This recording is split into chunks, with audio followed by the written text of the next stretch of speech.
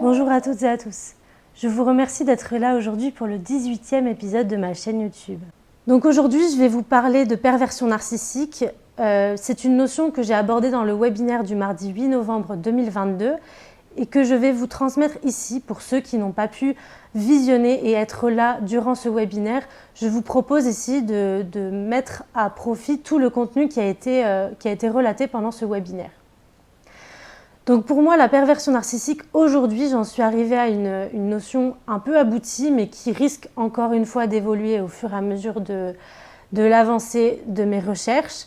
Aujourd'hui, la perversion narcissique, pour moi, c'est une pathologie du lien à l'autre, dans le sens où la perversion narcissique ne peut pas s'opérer s'il n'y a pas de victime. La perversion narcissique s'opère vraiment dans le lien à l'autre, dans un mouvement psychique interactif. Donc elle est vraiment là dans une interaction entre deux psychés, entre la psyché du pervers narcissique et la psyché de la victime. C'est-à-dire que la perversion narcissique s'opère dans l'invisible, dans tout ce qui ne peut pas se voir. Et c'est pour ça que la perversion narcissique est si difficilement détectable, parce qu'en fait elle se produit de manière insidieuse et d'un point de vue extérieur, on ne peut pas voir ce qui se passe entre ces deux personnes. Donc la perversion narcissique, tout réside en fait dans cette notion d'interaction avec un autre qui va prendre en fait tout ce que le pervers narcissique n'est pas capable de porter. Et donc c'est là où j'en viens à cette notion d'expulsion qui a été très bien décrite par Racamier, qui est le premier à avoir défini la perversion narcissique en 1986. Racamier qui lui-même a été victime d'un groupe de soignants pervers narcissiques et qui s'est rendu compte en étudiant la schizophrénie que souvent la pathologie apparaissait suite à des efforts considérables de la part d'un système de pervers narcissiques pour rendre l'autre fou. Donc finalement, la schizophrénie, c'est comme si c'était le résultat d'un système relationnel fou, pervers narcissique, qui ne voulait tellement pas porter le symptôme que c'était quelqu'un d'autre qui devait le porter et qui finalement se manifestait en schizophrénie. Donc finalement, Racamier a très bien parlé de cette notion d'expulsion en disant que justement l'expulsion c'était une manière pour le pervers narcissique d'expulser tout ce qu'il ne souhaite pas conserver en lui, ses défauts, ses conflits, ses douleurs, ses souffrances internes, tout ce qu'il refuse clairement d'accepter chez lui, tout ce qu'il est profondément en lui, il va l'expulser sur sa victime. Elle sera contrainte d'ingurgiter cette expulsion. Elle n'a pas d'autre choix en fait, parce qu'il va utiliser des moyens de violence extrême pour y parvenir. Donc ça va être notamment de la violence psychologique et verbale, puisque ce sont les principales violences utilisées par le pervers narcissique. Et finalement, la victime n'aura pas d'autre choix que de se soumettre à cette expulsion. De cette manière-là, ces violences vont se manifester en culpabilisation, en chantage, en privation de liberté, en insultes, en menaces. Ça peut être tout un tas de choses en fait, mais qui vont, in fine, plus laisser le choix à la victime de se soumettre à cette expulsion. Une fois que l'expulsion sera opérée, que le pervers narcissique aura pu expulser tout ce qu'il ne voulait pas en lui, il va en parallèle se servir de sa victime pour subtiliser, s'attribuer, s'approprier tout ce qui est bon en elle, donc c'est-à-dire ses réussites, ses mérites, ses qualités, ses compétences, tout ce qui lui appartient et qui est bon en elle, il va lui subtiliser et le prendre à son compte. De cette manière-là, il va pouvoir rehausser son narcissisme en carence et se nourrir de sa victime pour pouvoir quelque part être vu comme le meilleur et se sentir comme le meilleur surtout. Puisque finalement, sa victime, il va tellement lui subtiliser tout ce qu'il y a de bon en elle qu'il va se l'approprier et y croire profondément. Ce sera désormais à lui. Il en fera sa propriété. Et c'est en ça que moi j'appelle ce mouvement, je l'appelle l'appropriation narcissique. Là où Racamier avait parlé d'induction narcissique, mais je trouve que le terme d'appropriation résonne bien plus pour moi et résonnera peut-être bien plus pour vous, puisque c'est la manière du pervers narcissique de s'approprier, d'en faire sa propriété. Tout ce qui est bon chez la victime, il en fait sa propriété pour lui permettre à lui de rehausser son narcissisme et d'en faire quelque chose qui lui appartient pleinement. Donc voilà, je parle d'appropriation narcissique et d'expulsion perverse, puisque l'expulsion permet au pervers narcissique de donner tout ce qu'il déteste chez lui à sa victime au moyen de puissantes violences, donc violences psychologiques et verbales. Donc c'est en ça que l'expulsion est perverse, puisqu'il y a quelque chose de l'ordre de la perversion. Le pervers évacue sa souffrance avec jouissance sur un objet extérieur. C'est exactement ce qui se passe lors du processus d'expulsion. Et l'appropriation narcissique, puisque le pervers narcissique prend tout ce qu'il y a de bon chez sa victime pour se l'approprier, pour rehausser son narcissisme en carence. Donc finalement, le pervers narcissique va avoir, quelque part, va être tellement nourri, mais c'est un puits sans fond, c'est-à-dire qu'il en demandera toujours plus à sa victime. Mais finalement, le pervers narcissique a un tel vide, a un tel trou, a de tels besoins que la victime va s'épuiser et s'épuiser. À tel point qu'au bout d'un moment, parfois, la seule issue possible à ce calvaire, ce sera le suicide. L'expulsion perverse et l'appropriation narcissique vont vraiment annihiler l'identité de la victime. C'est-à-dire que la victime ne va plus savoir qui elle est, ni ce à quoi elle aspire. Tout sera complètement confus en elle. C'est comme si un petit soldat, en fait, et c'est ce que j'ai déjà entendu et qui me parle assez fort et qui peut-être vous parlera assez fort, c'est comme si un petit soldat s'était installé dans le psychisme de la victime, dans sa tête, en fait, et avait pris les commandes de tout ce qu'elle devait faire, de tout ce qu'elle ne pouvait pas faire. Et en fait, constamment, la victime va avoir ce petit soldat dans sa tête, et même quand elle ne sera plus avec le pervers narcissique, elle aura toujours ce petit soldat qui commandera ce qu'elle doit faire, ce qu'elle doit penser, ce qu'elle doit juger, ce qu'elle ne doit pas juger. Et donc finalement, c'est un tel envahissement psychique, le pervers narcissique a vraiment envahi et infiltré le psychisme de sa victime, et donc cela va être très très compliqué pour elle de se reconstruire après ça.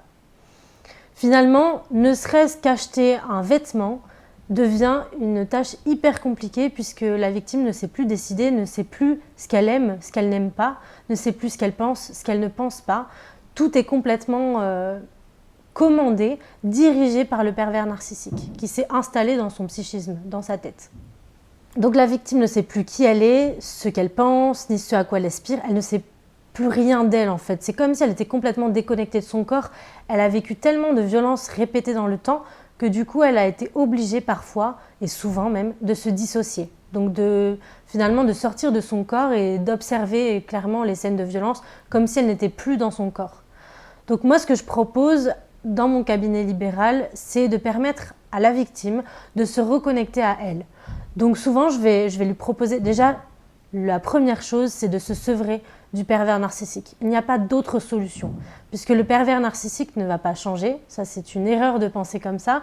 Le pervers narcissique ne peut pas changer, puisque sa pathologie est justement construite sur le seul fait d'être dans le déni de sa pathologie. S'il commence à reconnaître qu'il est pervers narcissique, il va s'effondrer en fait, psychiquement.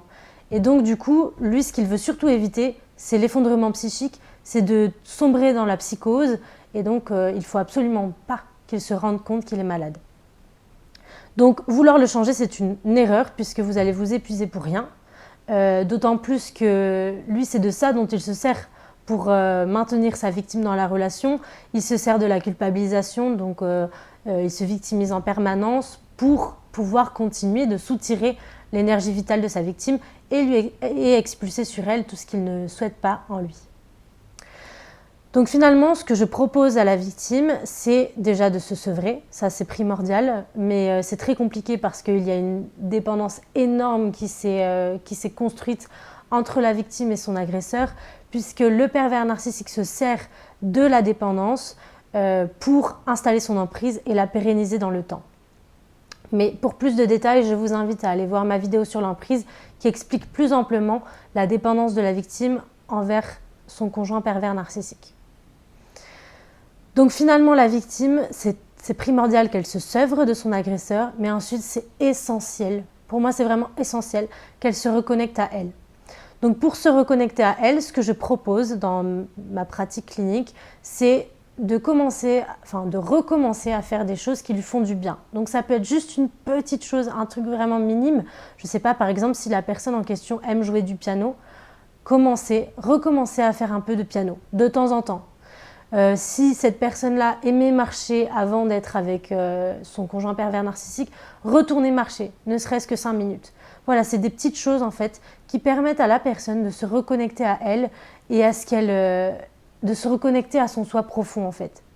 Après leur avoir proposé de se reconnecter à elle en faisant une activité qui leur fait du bien, je leur propose de faire une liste de leurs besoins à elles, qui leur sont vraiment propres. Ça, c'est hyper important, puisque c'est vrai que en dehors du fait d'être avec quelqu'un de pervers narcissique, dans notre société, on ne va pas forcément favoriser le fait de savoir quels sont nos besoins, quelles sont nos envies, quelle est notre vision de l'amour, de la relation. Tout ça, c'est quelque chose de absolument pas naturel, enfin qu'il est à la base, mais qu'on va tout de suite enfermer pour surtout éviter d'être avec soi. Alors que être avec soi, c'est pour moi essentiel pour éviter de tomber sur des personnes justement qui sont perverses narcissiques et qui vont encore plus nous éloigner de notre soi profond. Donc c'est essentiel de pouvoir savoir quels sont nos besoins, quelles sont nos envies, quelle est votre vision de l'amour, quelle est votre vision du conjoint idéal. Ce qu'il faut retenir de cette vidéo, c'est que la perversion narcissique est une pathologie du lien à l'autre. Elle s'opère dans les interactions psychiques entre le pervers narcissique et sa victime. Tout d'abord, le pervers narcissique expulse sur sa victime sa mauvaise partie, au moyen de puissantes violences psychologiques et verbales. Ensuite, celui-ci s'approprie la bonne partie de sa victime pour la faire sienne. Pour vous accompagner dans la sortie de l'emprise et de la reconstruction, je vous suggère déjà de vous sevrer de la relation. N'imaginez pas pouvoir changer un pervers narcissique, c'est un leurre. Ensuite, reconnectez-vous à vous en faisant des choses qui vous font du bien. Et enfin, posez-vous les bonnes questions. Quels sont mes besoins? Quelles sont mes envies? Quelle est ma vision de l'amour? Quelle est ma vision de la relation amoureuse idéale? Je vous remercie beaucoup d'avoir visionné ce 18e épisode. J'espère qu'il vous a plu. N'hésitez pas à l'aimer, à le partager autour de vous. Bien sûr, vous pouvez me suivre sur mes différents réseaux sociaux, sur LinkedIn, Facebook, Instagram, Twitter, sur YouTube bien sûr. Vous le savez, si vous êtes là à me regarder. Bien sûr, je tenais à remercier toutes les personnes qui me suivent et me soutiennent depuis le début de cette chaîne, ceux aussi qui nous ont rejoints depuis peu.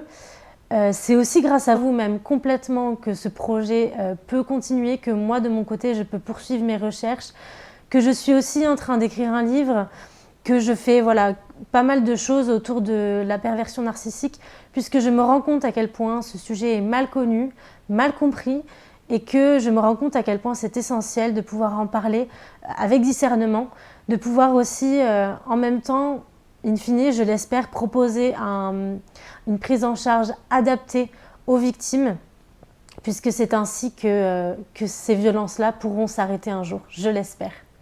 Voilà, je vous dis à très bientôt pour un nouvel épisode.